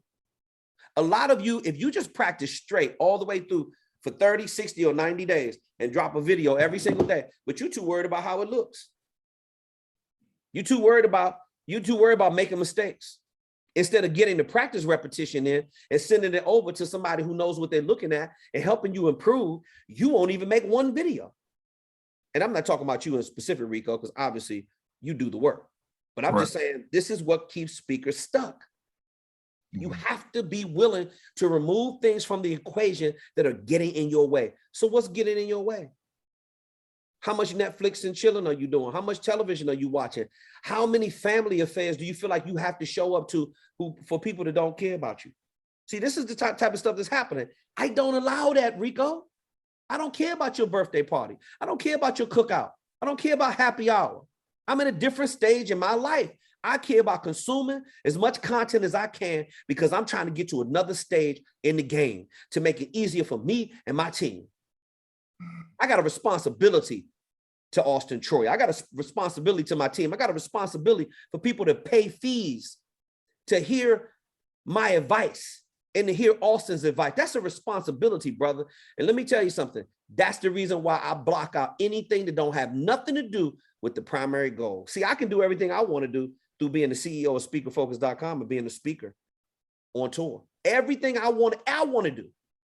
Travel the world, go to different places, make more income, develop more high-profile clients, do all the fun stuff, cover red carpet events, hang with celebrities. That's my thing. That's what I like doing, and hanging at the beach. I mean, it's real simple, bro. And I can do all of that through working. Rico, you know the majority of the celebrities I've been around, I haven't been around hanging out. I've been there working. I've been there working. Then I get a chance to hang out after the interview's done, after the work is over. Get the work done, then it's time to play. Am I making sense to you what I'm saying? Absolutely. Absolutely. I'm an extremist. But ain't no people who are extreme, who are very, very focused. Those are the people that get results. I've been studying the top 3% of these kind of people for the better part of my life for 30 plus years.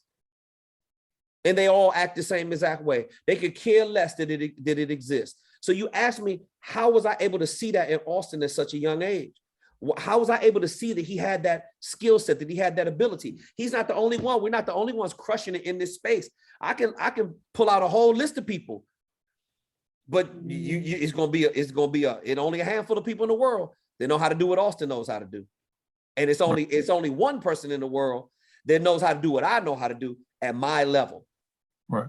And I'm not knocking anybody else. I'm just telling you, brother, if you want to outwork me, you need to have your ass on the treadmill all day long. And you got to get in shape to do business with me, because I'm going until somebody passes out and dies. Now, if you want to go that hard, then let's go. If you're not, I'm not judging you. But if you really want it, just give me 3 to 6 months and go dark. And put the time into the things I'm telling you about on this platform, and you won't even recognize yourself after that period of time. But it's gonna be some pain involved, Rico. Some shit is about to get real uncomfortable. Now, do you want to feel that kind of pain? Do you want to get that close to taking losses? My thing is, if you're already close to the bottom, fuck, you ain't got nothing to lose. And that needs to be your mindset. If you're holding on too tight, you're going to lose it anyway. You got any other questions or comments? I will say this. A couple of last things. What you just said reminds me of when I watched this one article about Michael Jordan. Okay. And he wasn't playing as hard as he could play. Bobby Knight said it. As anal as Bobby Knight was. Oh my God. Bobby Knight's one of the best that ever did it. And again, he appears to be the asshole, but he was a man of great discipline. Yeah, he told Michael, you're not playing as well as you can play. And Michael's like, has his hands in his trunks and looks up to his he said, I know. And then he went out and actually went up even higher. I mean, he was already at a high level anyway. But I'm saying it was coaching like that. Like, I'm a former athlete.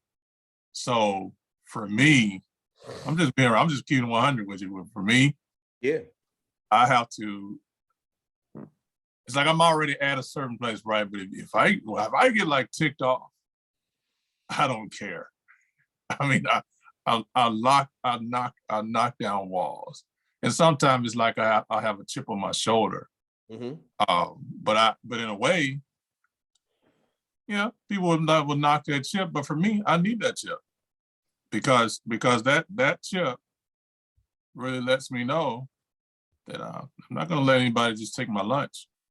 I mean, I actually this is just it's just because you're gifted at something doesn't mean you don't need the beast to come out to really be your best. And so I wanted to tell you that, and in relation to this last thing, when we talked before and what you're saying is confirming, because maybe KTR, I'll be real, sometimes you just have to expose what you are a little hindered of in order to bring it from the shadows into the open. And vulnerability. Right, and when you talked about that, and I'm not just blowing smoke, you know, I just keep 100 with you. I believe it was a mindset that I had that you can have the tools, but if you're not really clear on the why, you're not really clear, have that clear focus, anything can come in the way and like dilute that power and that value. And so what you did was you really helped me. You knew it, you already know. Yeah, sure, I play music and all that stuff, and I love it. I love it tremendously. But I think at the stage where I am, I'm feeling like the tip of the spear to break the ice that really hits people the most in the mouth is my voice and my message. And I think if it wasn't for this platform, the stuff I mean, I didn't know it was that as much that had to be done behind the scenes. Sure, I can get on stage with anybody. I'm not afraid, right? But the other stuff that you taught me, you know, on this platform. And so I say all that to say, brother, I make no excuses. This is what I'm to do. Speaking wise, I was a little bit hesitant about it because sometimes, you know, as an extrovert, sometimes you do have that SOS, shiny object syndrome. But hey man, it's been kind of tough to like when you feel like you want to just jump to this other thing that you really want to do. It does get kind of tough, man. But you have to really stick it out and really do this. So thank you for stay focused with this on the speaker. Like I think it was my level of belief. Like it's almost like people can tell you, but until you really believe it, it don't really matter. And I think you always encouraged me about being in the speaking game, right? But I had to really believe it in here. And so I'm to that point, you know what? Yeah, the other things are good, but the question I asked, and that's why I said it, and I'm done. And this is why I said, what have I not decided 100% on? And with that being said, to break it even more, what's the one thing that I would do, that I can do, that can open up the door to other things? What's the one thing? And the one thing that comes up is speaking. Yep. I was hesitant. I'm just being real with you. I was a little hesitant because yes, you felt it. I was kind of going away from a certain pain point. Yep. But hey, faith that's not tested can't be trusted. People can talk about it when everything is on the seashore, but when you get out on the middle where you can't feel the water or can't feel the ground underneath your feet, you got to float. Yep. People can talk a good game. I don't just want to talk it. So thank you for that. You're welcome. And as we're moving on to Anita, Rico, I want to share this. I want to share this story with you real quick, as you talked about shiny object syndrome. And listen, bro, this is just what happens to people who are very energetic and very passionate about what they do. And, they're very excitable. And I'm one of those people. I mean, man, look, if you're a person that's like me, and many of you on the platform are, most speakers are high energy. This is just a lot of you are this way on this platform, man. You got the kind of motor just like me, but you all need somebody to answer to. And I remember the only thing that saves me is my ability to humble myself every single day, knowing that I get a chance to work with talented people, knowing that I work with Auston. It's not to say people put you in your place, but they really do. You do need somebody to put you in your place to help you understand what the focus is. Even though me and Auston may not agree sometimes on the same thing, because this is what makes us so good, because we both have different perspectives. So I'm gonna share a quick story with you, and I'm gonna go to Anita as we're wrapping up. Elizabeth says she got absolutely shiny object syndrome. I know a lot of you got it, so watch this, right? So we were working on my brand new speaker video demo, and we were shooting some footage, right? We were in the venue and we were shooting some footage. I'm gonna give you some little insight right now. So Michael Towers is one of our top coaching students on our platform. Last year, before 2021 rolled over, he already had 60,000 in speaking engagements booked on the platform. In May alone, just last month, he booked about 25,000 worth of speaking engagements. He's crushing it. He left his job over the last 6 months, but Michael is one of the best audio visual techs in the game. His dad used to run sound for James Brown and all these big acts that would come to Baltimore, right? So anyway, so I hooked up with Michael. We developed a relationship. We took it to a whole nother level beyond the coaching program, and Michael got the venue, and it was a 3-camera shoot, and it was a couple other people in there working. So, so me, I'm an entertainer, right? So I'm full. I got my glitter jacket on. I got my bow tie. I got my microphone.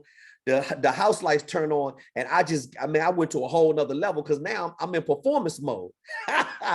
So I told, watch this. I also have been producing television for over 25 years. So I'm worrying about the camera angles, and Michael turned to the other 2 guys and said, hey, listen, guys, forget about KTR, man. Learn to control your talent. The talent is not in control. We're in control. He's just supposed to be up there doing his thing. And he was absolutely right. I got shiny object syndrome. I was so into my performance. Then I said, oh, I'm gonna go behind the camera and direct. Michael said, no, you're not. Keep your ass right up there on that stage and keep performing, and let us do what we're supposed to do. I work the same exact way with Auston. I don't get in his way. I don't tell him what to do. On the other hand, he instructs me what I'm supposed to be doing, and I get him what he needs so we can do what it is that we need to do. And that, ladies and gentlemen, helps me become a better person. You want to talk about focus? Man, a lot of you don't have the focus sometimes, and that's okay. But you better have somebody around you who don't care about shiny object syndrome and who wants to just see the picture for what it is and gets the work done. Now, with that being said, I realize what my responsibility is to me and my team, and I get my work done every single day by any means necessary. Anita Yarborough, talk to me. Greetings, KTR. Greetings. I'm just gonna get straight to the point. First, before I ask my question, I just want to say thank you, thank you, thank you. I can see my growth and everything. The last time we spoke and you told me to compare it to what I do now as sales, oh my gosh, a lot of the stuff that you was talking about and how you discipline yourself. And by the way, we use Slack too. And it has, I'm telling you, this whole sales thing, I'm gonna tell you, back in the day, I hated sales.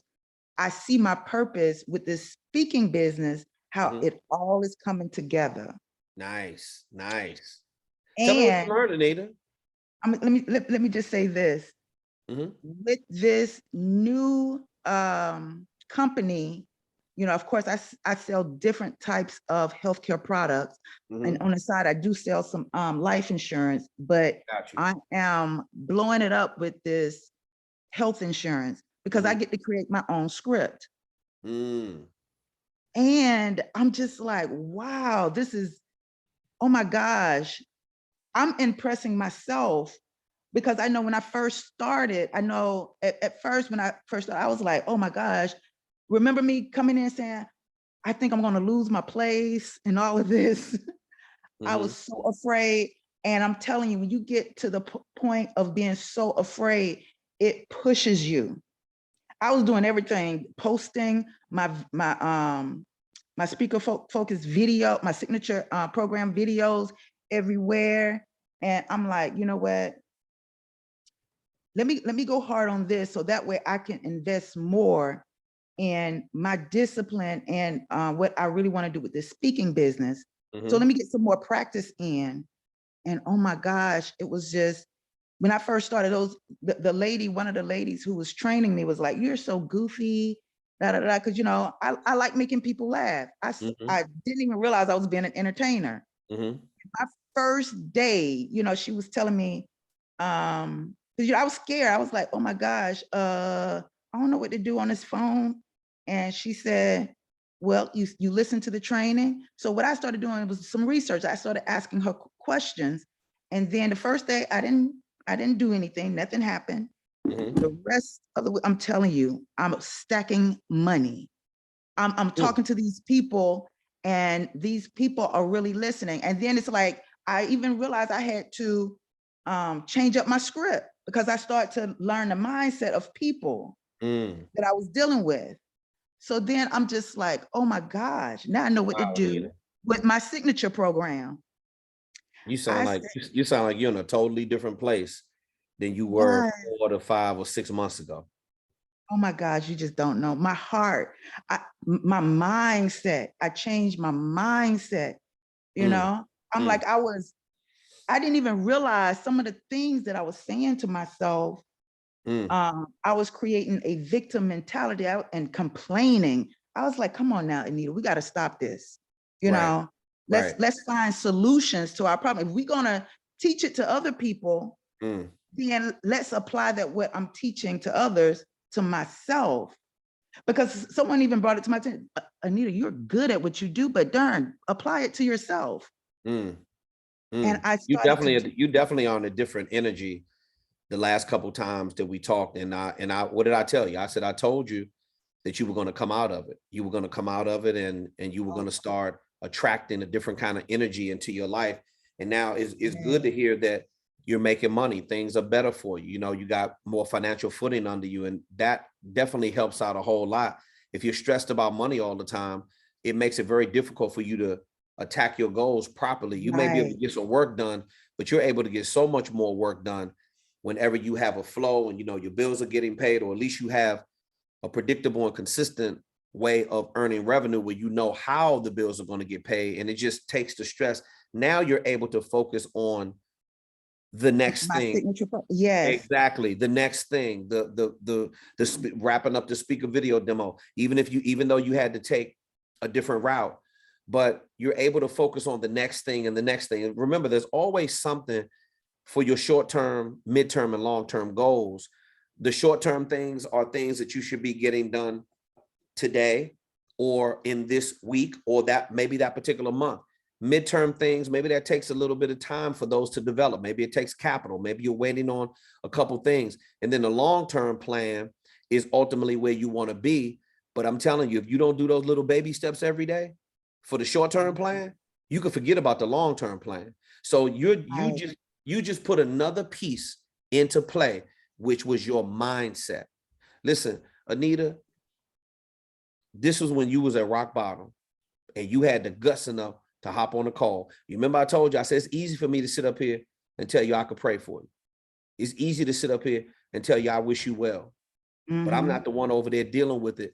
You were, let me tell you something. You were so broken that day, and you sound totally different now, but it was your mindset, and I could hear the difference that you just, a paradigm shift has happened inside of you. And that is going to help every single facet of your life.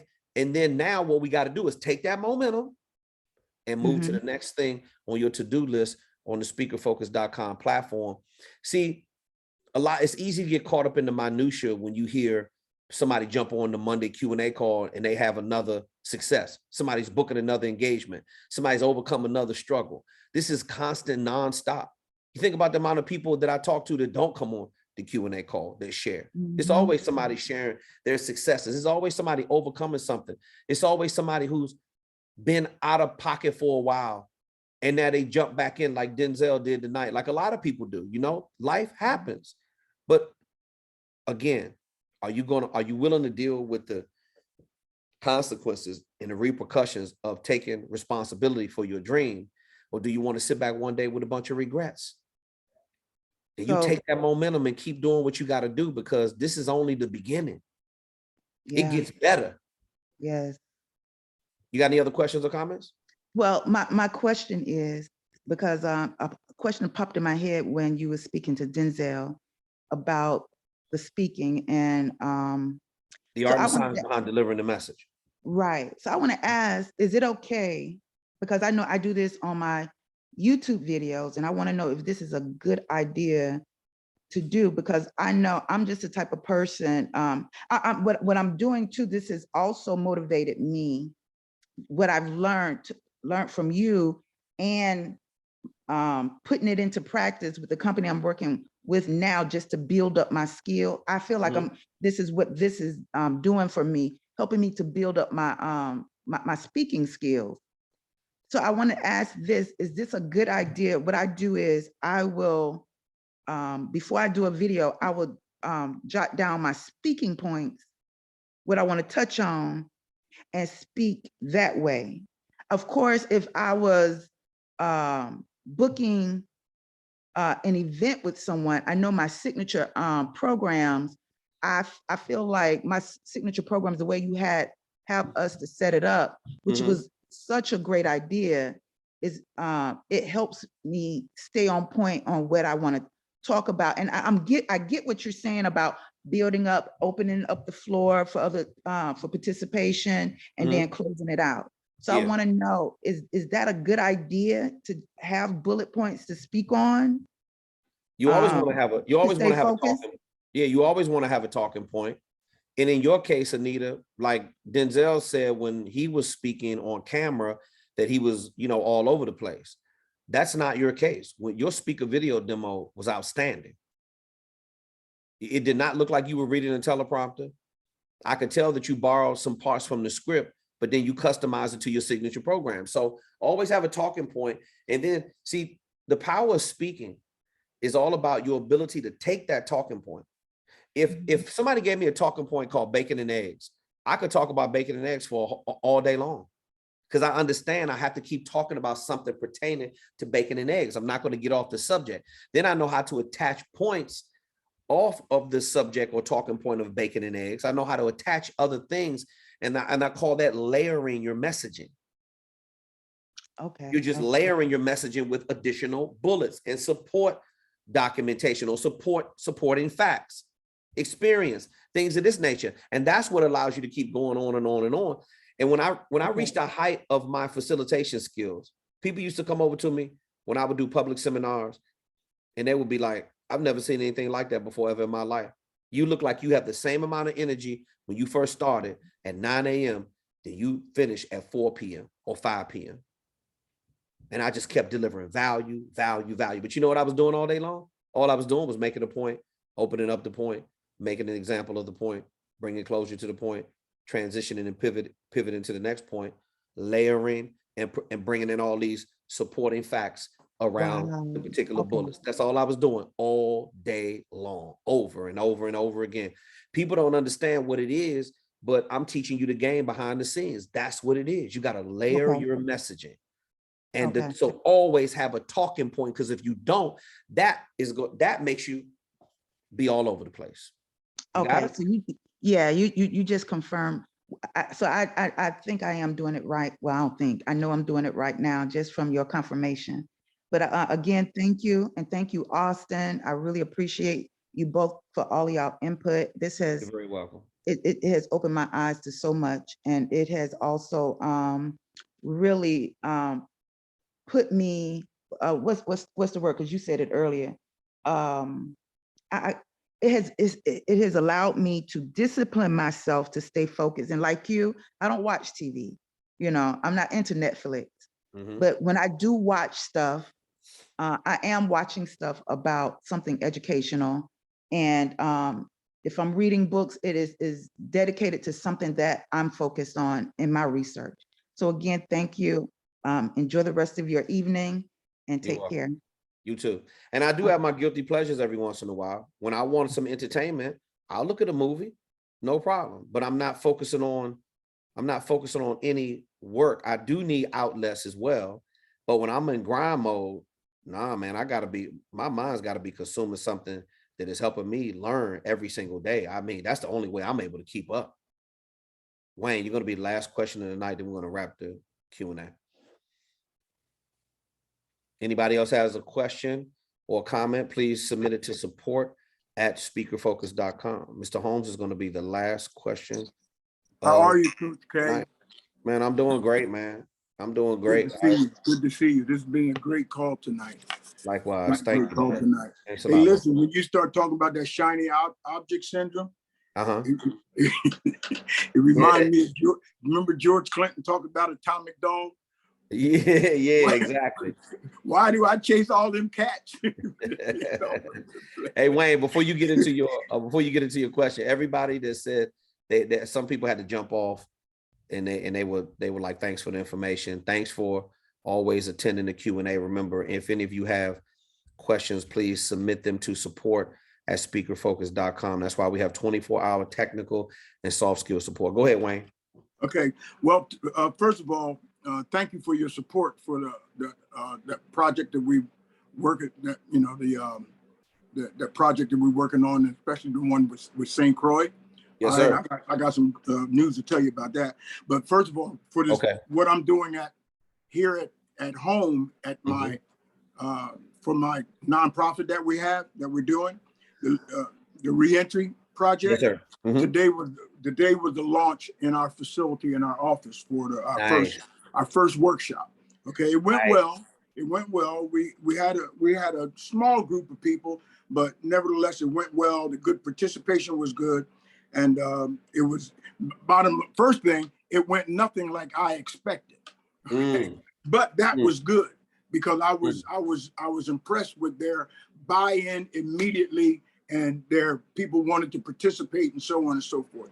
And so you got a different. These are not the guys that sit down there. They're not used to. They're not the ones we like went to, and they just sit there and want you to talk to them. Immediately, they wanted to participate and inject and talk and so on and so forth. That's good in a way because I could communicate with them. But tonight, when you were talking about creating, making the point, making the point, opening up the point, you taught me right there how to hold them off until I've set the stage for the discussion. Yes, sir. So now I know exactly what to do with that. When I present a point, when I present a topic, I'll set it up like that, and I'll present it by saying, "Let me make these points. Listen closely, and then we can discuss." So and that's why you help me. Right and real quick, Wayne, that's why you have a Q&A at the end. Remember, you're like the maestro. You're like the musical conductor that has that little stick in his hand. Yes. And you gotta.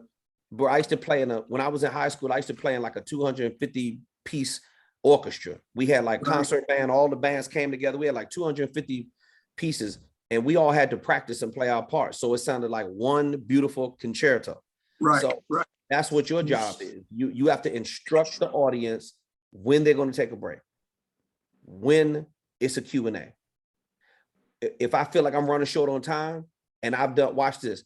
One time I did a presentation, and I did Q&A for at least 3 hours. They couldn't get enough of it. Every time I stopped, somebody would put their hand up, and I would have to keep answering questions. Right. I said, listen to me carefully, everyone, because what I was doing the entire time, Wayne, is I was teaching them from the workbook. They didn't know it, but I had to instruct them. I said, listen, because I don't want to see this on my evaluation form that KTR skipped half of the workbook. I said, I'm telling you right now, when I helped Jim over there, we covered pages 3 through 9. Okay. Just with one question. The rest of you, we covered pages 9 through 17. 5 people, all the answers and the content was basically in that right there. So we have enough time to finish out the seminar. We have 2 hours left, and I have about 12 pages worth of content. I do not have time for any additional questions. However, at the end of the presentation, I will be around for about 15 or 20 minutes, and I will be happy to answer questions. You can do the walk and talk method. You can walk with me What you can talk with me while I'm walking. Once I get to my car and I stick my key in there, I'm gone. So you have to let them know every single thing so they know what to expect. Now they know. Now they know. Hey, don't get happy with the last 2 hours of the presentation because I have to finish up the workbook. I have to finish teaching. That's the reason why you want to keep that message informative on the loop, Wayne, because the hardest thing that speakers learn to control is time. How long do I have on this particular point? Do I have a break coming up? Is it a lunch break? Are we coming back off of a break? What did I just talk about from the last break? What is the next point? How do I tie all this in together? How do I take a question from the audience and answer that effectively where I'm going to make it work for everybody? So you can give one person a mini seminar and then be teaching everybody all at the same time. Right. See, and that's what and watch this. And that's the reason why you got to get as many repetitions as you can, because the next time you do a presentation, you're going to say, okay, I remember all the good stuff I did. Now I remember when I ran into a jam at 38 minutes in the last time, I let somebody from the audience take too much control and they wasted 15 minutes. Right. Watch the people in the audience. Let them know, hey, listen, I need you to keep your answers brief. You don't, because people will try to tell a whole story. I need you to keep your, if you're going to answer, if you're going to ask a question, keep it brief, keep your statements brief, and then let them know.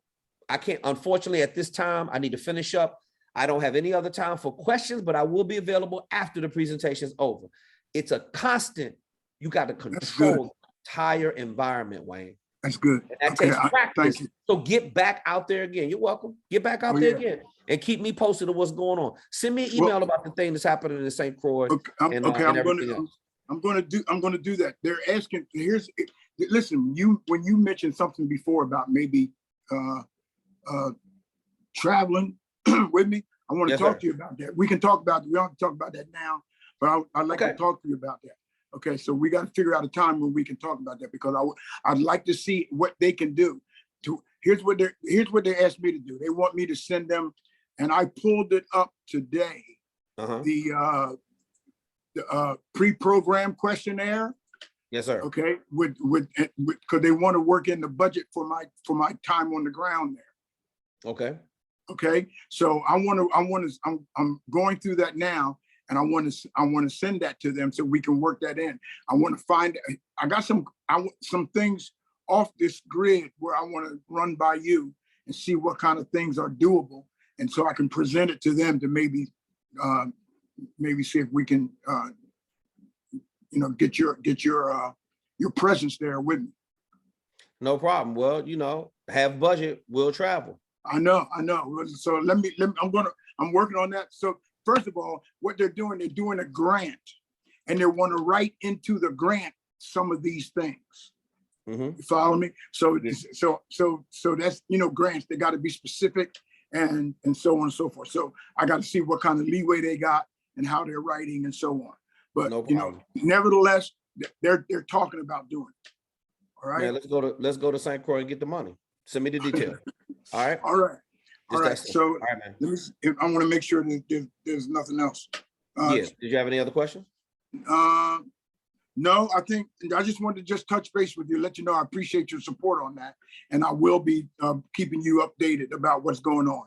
All right, I'd like to make something happen. I don't know when the time is, but when the date is yet when they want to do this, but they're working on it. They're trying to get the money for it. Well, sooner than later. The sooner you put boots on the ground and you start developing the business, you got something in the next 3 to 6, 9 months, maybe heading into 2023 that you're looking forward to. It takes time. No, it'll be before the end of 2023. Okay, all right. Well, it takes time to develop all business, so get the ball rolling as quickly as possible. All right. All right, I'll keep you updated. Okay, Wayne. Talk to you real soon. And thanks again, Coach, for being. Okay, bro. Appreciate it. Oh man, it's all good, man. Bro, I'm proud of you, man. Keep on rocking and rolling, doing what you do. Get those practice repetitions in, everyone.